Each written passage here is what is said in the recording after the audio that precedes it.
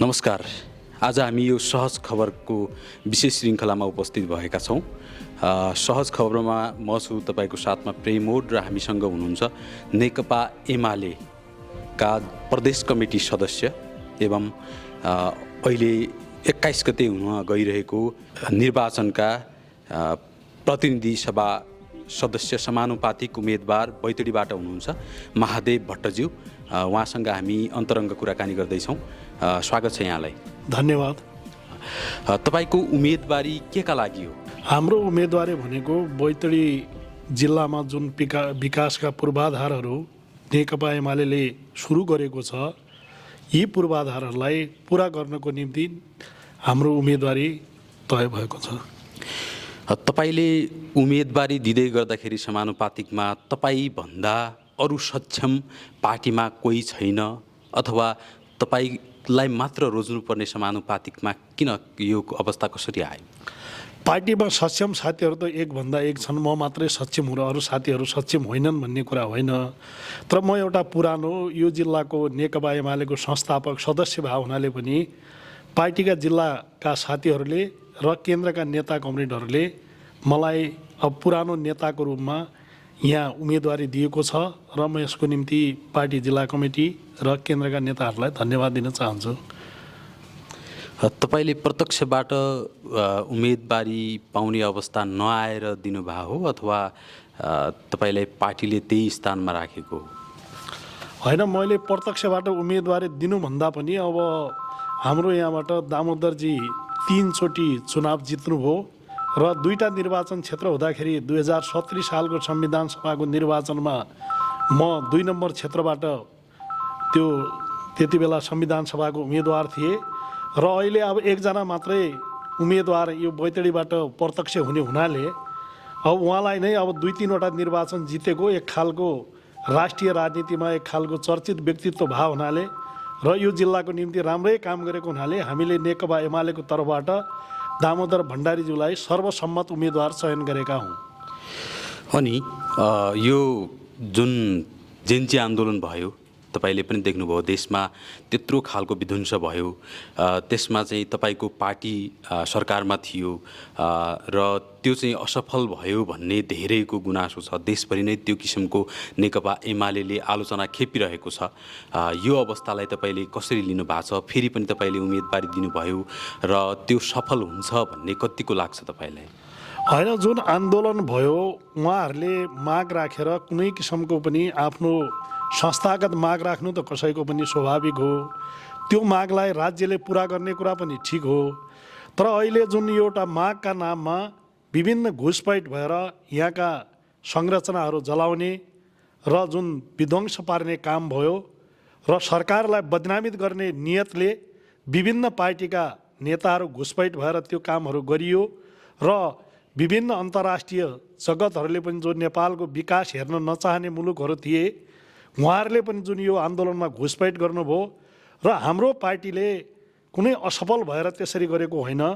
प्रधानमन्त्रीले त्यो न त्यहाँ गोली हान्ने आदेश दिएको छ, न त्यो घटनामा कुनै किसिमको उहाँले त्यसरी प्रभाव पार्नु भएको छ र उहाँले त जसरी पनि शान्तिपूर्ण ढङ्गले यो आन्दोलनलाई अवतरण गर्नुपर्छ भन्ने हो। तर घुसपैठका नाममा त्यहाँ विभिन्न घटनाहरू भए त्यसमा हामी दुःख व्यक्त गर्न चाहन्छौँ। तर हाम्रो पार्टीका कारण यो आन्दोलन भएको होइन र विभिन्न शक्तिहरूको चलखेल थियो र यहाँका राजनीतिक दलहरूले नेकपा एमालेको एउटा लोकप्रियतालाई उहाँहरूले सहन नसकेर उहाँहरूले यो कुरा गरेका हुन्। त्यसका निम्ति म यसमा हाम्रो पार्टी धेरै दोषी जस्तो लाग्दैन। तपाईँ यदि निर्वाचित हुनुभयो भनेपछि बैतडी जिल्लाका लागि तपाईँले गर्ने काम के हुन सक्छन्? अब म निर्वाचित भयो भने बैतडी जिल्लाका निम्ति विभिन्न जसरी सडकहरू अहिले धुलाम्य सडकहरू छन्, यी सडकहरूलाई पिच गर्ने, विभिन्न ठाउँमा खानेपानीका समस्याहरू छन् अझै पनि पुरा भएका छैनन्, 75-80% जति पुरा भएका छन् र हरेक बैतडीवासी दाजुभाइ दिदीबहिनीहरूलाई स्वस्थ खानेपानी पिउने व्यवस्था गर्ने, विभिन्न ठाउँमा सिँचाइ कुलाहरू अपुरा छन्, यी सिँचाइको कामहरूलाई पुरा गर्ने र विभिन्न वडामा स्वास्थ्य चौकीहरूको सुविधा राम्ररी हुन सकेको छैन, यो कुरालाई पनि पुरा गर्ने र यहाँका जुन यो धुलाम्य सडकहरू छन् यिनीहरूलाई पिच गर्ने र विभिन्न खालको बैतडी जिल्लामा रोजगारीको व्यवस्था गर्ने पनि हामीले सोचाइ राखेका छौँ। अनि तपाईँले यो कुराहरू गर्दै गर्दाखेरि अहिले पनि नागरिकहरूले निःशुल्क स्वास्थ्य सेवा पाएका छैनन्, अनि त्यसै गरी निःशुल्क रूपमा शिक्षा हासिल गर्न सकिरहेका छैनन्। यो मुद्दाहरू बैतडी जिल्लाबाट तपाईँको पार्टीका उम्मेदवार दामोदर भण्डारीज्यू पटक पटक मन्त्री पनि हुनुभयो, उहाँले पनि केही गर्न सकेन भन्ने खालको मानिसमा चाहिँ त्यो किसिमको आशंका छ, त्यो किसिमको भ्रम छ। तपाईँ कसरी चाहिँ अझै पनि त्यही मुद्दा, पुरानै मुद्दाहरूलाई चाहिँ अब पनि हामी पुरा गर्छौँ भन्ने तिर लाग्दै हुनुहुन्छ, तर कसरी पत्याउने जनताले? जनताले पत्याउने भनेको अलि यो प्रश्नको जवाब अलि लामो जान्छ। यहाँ के हो भने 2046 सालको बहुदलीय व्यवस्था आइसकेपछिको मात्रै कुरा यहाँहरूको बिचमा राख्न चाहन्छु। पञ्चायत कालको कुरा छोडिदिउँ। 48 सालमा यहाँ निर्वाचन भयो, सङ्घीय निर्वाचन भयो। त्यति बेला बैतडीमा 3वटा निर्वाचन क्षेत्र थिए। 3टै निर्वाचन क्षेत्रमा नेपाली काङ्ग्रेसले यहाँ विजय हासिल गरेको हो। त्यसपछि 2051 सालमा निर्वाचन भयो र 51 सालको निर्वाचनमा लोकेन्द्र भाचन्दीले 2टै सिट जित्नुभयो। त्यसपछि 56 सालमा निर्वाचन भयो, नेपाली काङ्ग्रेसले नै यहाँ 2टै सिट जित्नुभयो र 2064 सालमा यहाँ निर्वाचन भयो र माओवादीले 2टै निर्वाचन क्षेत्र जित्नुभयो। र त्यति बेलासम्म बैतडीको कुनै पनि यो बीचको सडकभन्दा बाहेक कुनै गाउँतिर जाने, विभिन्न विकट क्षेत्रमा जाने त्यति बेला कुनै पूर्वाधारहरू सुरु भएका थिएनन्। त्यति बेला सडक निर्माणको कुरामा पञ्चेश्वर सडकमा 4-5 लाख रुपियाँ आउँथ्यो। यहाँहरूले त्यति बेलाको तथ्याङ्क हेर्दा हुन्छ बजेटको। र पुर्चुडीतिर सडकको पूर्वाधारै थिएन, चुवागढतिर सडकको पूर्वाधारहरू नै थिएन, केही पनि थिएन। सिँचाइ, खानेपानीको त व्यवस्थै थिएन, अस्पतालको व्यवस्था नै थिएन। जब यहाँ 2070 सालमा दामोदर भण्डारी यहाँबाट निर्वाचित हुनुभयो र त्योभन्दा पहिला हाम्रो समानुपातिक सांसद पूरण सिंह दयाल यहाँबाट जब यो निर्वाचित हुनुभयो उहाँले समानुपातिकमा, त्यसपछि तल्लो सोराडमा बल्ल सडकमा पैसा आयो र त्यो लोरखाबाट रोकिएको सडक अहिले पञ्चेश्वरसम्म पिच भएको छ, यहाँहरू हेर्न सक्नुहुन्छ। र त्यसै गरेर तपाईँको पुर्चुडीतिर जाने सडक थिएन, पुर्चुडीका वडामा अहिले सडक पुगेको छ। चुवागढतिर जाने सडक थिएन, त्यहाँको वडामा सडक पुगेको छ। यो रिम सित्तडतिर जाने सडक थिएन, त्यहाँ सडक पुगेको छ। र विभिन्न ठाउँमा खानेपानी थिएन, अहिले विभिन्न वडाहरूमा खानेपानीको सुविधा भएको छ। र त्यसै गरेर अस्पतालको कुरा गरौँ कि हाम्रो बैतडी जिल्लामा अहेवाहरूले जिल्लाको अस्पताल चलाइरहेको अवस्था थियो। यहाँ कुनै मान्छे त्यसरी झुन्डिएर आत्महत्या गरे पनि उहाँहरूले पोस्टमार्टम गर्नको निम्ति कि हामी दार्चुला लैजान्थ्यौँ कि हामी डणलधरा लैजान्थ्यौँ। तर अहिले केही नभए पनि बैतडी जिल्लाको तपाईँहरूले हस्पिटल हेर्दा हुन्छ, कम्ताली 45 करोडमा निर्मित भएको जिल्ला अस्पताल अहिले 12 जना विशेषज्ञ डाक्टरहरू छन्। हामीले आफ्नै जिल्लाबाट विभिन्न खालका हड्डी रोग लगायतका सम्पूर्ण सेवा सुविधाहरू अहिले जिल्ला अस्पतालबाट पाइरहेछौँ र 12 जना डाक्टरहरू छन्। अलि तुलना गरौँ कि कम्तीमा एकैचोटि त सबै कुरा गर्न सकिँदैन। बिजुली बत्तीको कुरा गरौँ, कम्तीमा त्यति बेला 20-25% घरधुरी बैतडीकोमा बिजुली बत्ती पुगेको थियो, अहिले कम्तीमा 80% घरधुरीमा बिजुली बत्ती पुगेको छ। र बाटोघाटो हेर्नुहोस्, तपाईँ खानेपानी हेर्नुहोस्, सिँचाइ सुविधा हेर्नुहोस्, पुल पुलेसाका कुराहरू हेर्नुहोस्। आखिर यो 10-15 वर्षको तुलनामा तपाईँहरू विचार गर्नुहोस्, 15 वर्ष अगाडि बैतडीको हालत के थियो, बैतडीका क्याम्पसहरूको हालत के थियो, विद्यालयहरूको हालत के थिए, यहाँका भवनहरूको हालत के थियो, शिक्षकहरूका दरबन्दी कति थिए, यी सबै कुरा कति थिए भने अहिले यो 15 वर्षको बिचमा तुलना गर्नुहोस् कि आखिर हिजो नेपाली काङ्ग्रेसले जितेका बेला कति भए, राप्रपाका लोकेन्द्र भाचन्दजीले जितेका बेला कति विकास भएको थियो, माओवादीका मान्छेले जित्ने बेला कति विकास भएको थियो। तर अहिले यो सबै पूर्वाधार विकास निर्माणको संरचनाहरू वडासम्म पुर्याउने त नेकपा एमाले हो र त्यसको बैतडी जिल्लाबाट प्रतिनिधित्व सांसद दामोदर भण्डारी नै हो। र यसमा जनताले सबैले बुझेका छन्, नेकपा एमाले काम गर्ने पार्टी हो, कुरा गर्ने पार्टी होइन। खालि आलोचना गरेर मात्रै हामी मल लिन चाहँदैनौँ। जनताको बिचमा हामी काम गरेर जनतालाई सुविधा दिलाएर जनताका हरेक कामको निम्ति नेकपा एमाले अगाडि बढेको छ र सबै दाजुभाइहरूले बुझेका छन्। उम्मेदवारहरूले जतिसुकै लान्छना लाए पनि अहिले तर पनि दामोदर भण्डारीज्यू मन्त्री भए पनि 3 पटक अथवा 4 पटकसम्म पनि मन्त्री बन्नुभयो, तर उद्योग मन्त्री बनिरहँदा पनि एउटा पनि बैतडी जिल्लामा आफै उम्मेदवार बनेको यो जिल्लामा एउटा पनि उद्योग धन्दा कल कारखाना खोल्न सकेन।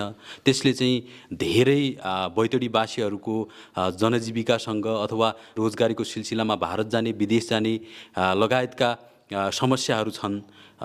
त्यसले चाहिँ परिपूर्ति गर्न सक्थ्यो उद्योग धन्दा यदि खोलिएको भएपछि, त्यस्तो गर्न सकेन। 3 पटकसम्म मन्त्री बनेर पनि एउटा उद्योग धन्दा खोल्न नसक्नुले तपाईँ के भन्नुहुन्छ यसमा? उहाँ अब लामो समय मन्त्री त 4 पटक बन्नुभयो, तपाईँको कुरामा म सहमत छु। तर उहाँ कहिले 20 दिने मन्त्री बन्नुभयो, कहिले 43 दिने मन्त्री चान्चुन भए पनि 1 वर्षभन्दा बढी मन्त्री बन्नुभयो। उहाँ मन्त्री बन्नुभयो, त्यसमा कुनै समस्या नै भएन, मन्त्री बन्नुभयो। तर मन्त्री बनिसकेपछि हरेक पूर्वाधार निर्माण गर्नको निम्ति समय लाग्छ। उहाँले पछिल्लो समयमा 13-14 महिना मन्त्रालय चलाउनु भयो।